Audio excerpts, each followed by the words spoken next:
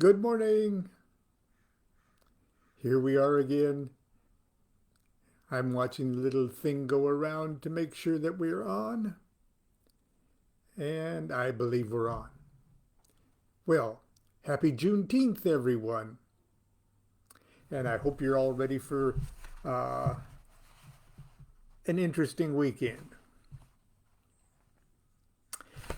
Today I'm reading my two very short introductions to two very short but very important works. Uh, The Cloud Upon the Sanctuary and Light on the Path. And so I'm just going to dig right in. The first one is Cloud Upon the Sanctuary, uh, or it's my introduction to the 2012 Weiser edition. Uh, and it starts off with an epigram from Arthur Edward Waite. The cloud upon the sanctuary has, I believe, always remained in the memory of a few, and is destined still to survive, for it carries with it a message of very deep significance to all those who would look beneath the body of religious doctrine for the one principle of life which energizes the whole organism. That was the shortest sentence Arthur Edward Waite ever wrote. Okay, here comes Lon. Even the most Pollyanna-ish, that's a word I made up, Pollyanna-ish, even the most Pollyanna-ish among us will not deny that there is much unpleasantness in the world around us. Wars and disease, hatred and discord. There seems to be no limit to the crimes and atrocities our kind is capable and willing to inflict on others of our kind. It's easy for us to disparage as evil the fundamental character of human nature and ultimately resign ourselves to lives of quiet desperation, surviving day to day by means of our moment-to-moment success in choosing the lesser of two evils. It's easy to grow cynical and discouraged when pondering the state of affairs on planet Earth.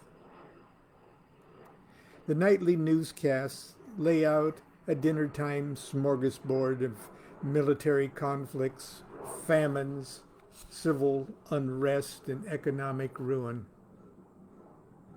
It's cold comfort to observe that there has never been a season in all of recorded history that has been free of such suffering, injustice, and shameful displays of man's inhumanity to man. One can argue quite convincingly that civilization, indeed all human enterprise, has always been and forever shall be driven by the cruel and ignoble motives of greed and avarice of the human heart. It's also not too much of a jump in logic to assume that all this unpleasantness, which we are helpless to resist or vanquish, is the result of a master plan hatched by villains whose embrace of absolute evil has reached a perverted and spiritual dimensions.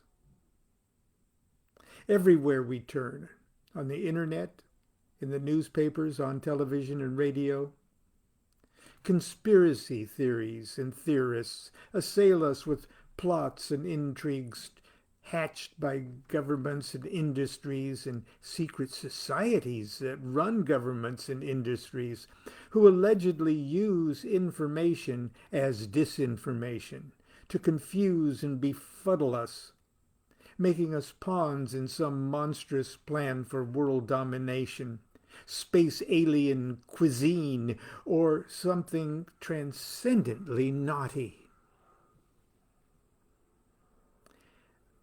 Ironically, many of these conspiracy theories and theorists seem to have fallen victim to their own distrust of the obvious. And with the wagging finger of accusatory paranoia, have singled out the very organizations and movements most vocally opposed to the evils they fear and despise. Such is danger of trying to out-disinform the disinformed. Thus the Freemasons, the Rosicrucians, and the Illuminati societies and movements that were founded upon the most admirable ideals of freedom of thought and brotherhood of man are now the agents of Satan, or the monolithic church, or the world bankers, or the Jews, or the reptilian space aliens. At the same time, unless we've allowed ourselves to be completely overwhelmed by the depressing conditions wrought by the world's evils, we are forced to acknowledge what appears to be evidence of evolving consciousness. In particular, the breathtaking advances in human thought, arts, and sciences, quantum leaps in consciousness that in a few short decades have elevated the conversation from arguments over how many days it took God to create heaven and earth to whether or not a particle traveling faster than the speed of light moves backwards in time. The theosophic and magical movements of the late 19th century optimistically latched on to the idea that such a master plan does indeed exist, that it is good, that it is facilitated by enlightened beings who have transcendently good motives, and that humanity advances and evolves spiritually, at least partially because of their secret efforts on our behalf. Such is the premise and promise of The Cloud Upon the Sanctuary. The inimitable occultist and writer Arthur Edward Waite, who suggested the text to a young and impressionable Aleister Crowley, offers us the most thorough and erudite introduction to this edition of the classic work, and it is with particular pleasure that I present it now to you.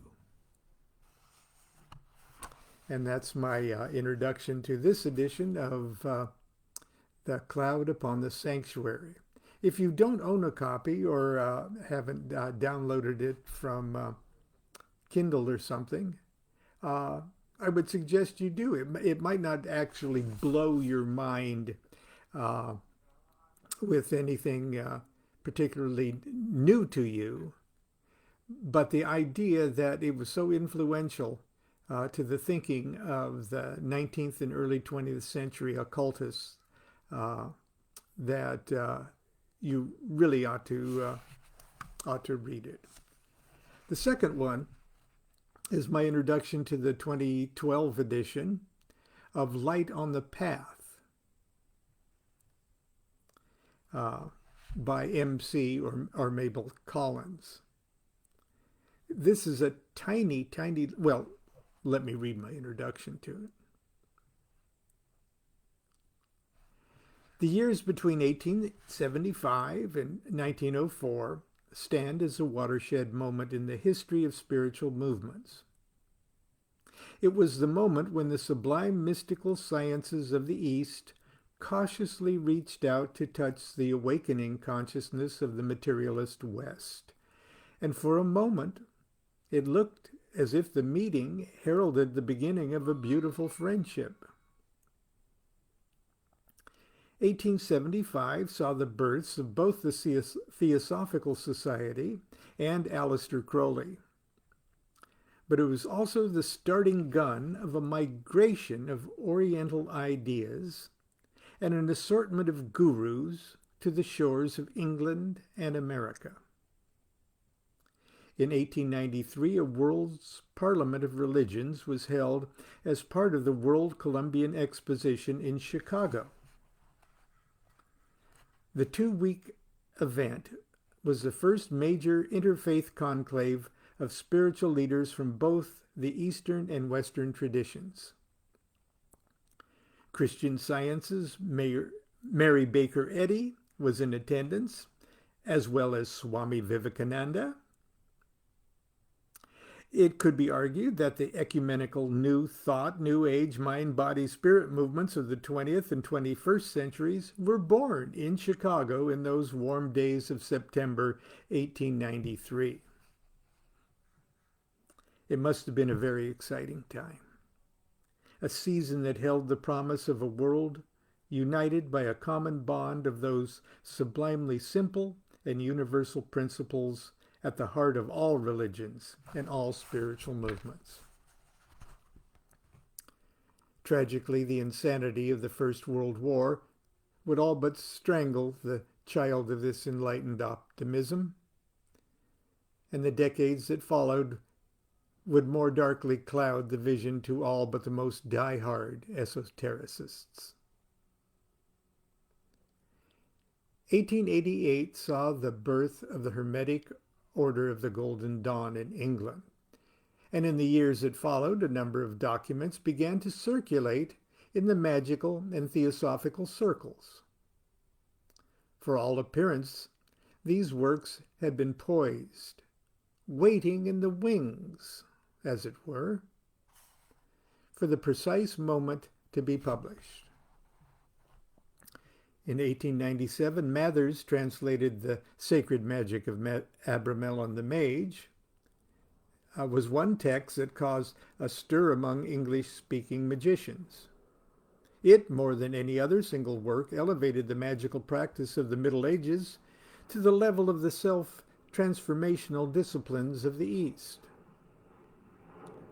But for the less flamboyant, the tiny book Light on the Path, written down by M.C., materialized on the scene, and it was instantly hailed as a modern sacred text par excellence. M.C. was the noted theosophist and prolific author Mabel Collins, born 1851, died 1927. But she doesn't take direct credit for its authorship. Indeed, although speculations still abound, it's still not completely clear who might have dictated the text or what the circumstances for its creation actually were. The work must stand on its own. It is breathtakingly eloquent in its simplicity, reminiscent of the profound and subtle elegance of the Tao Te Ching.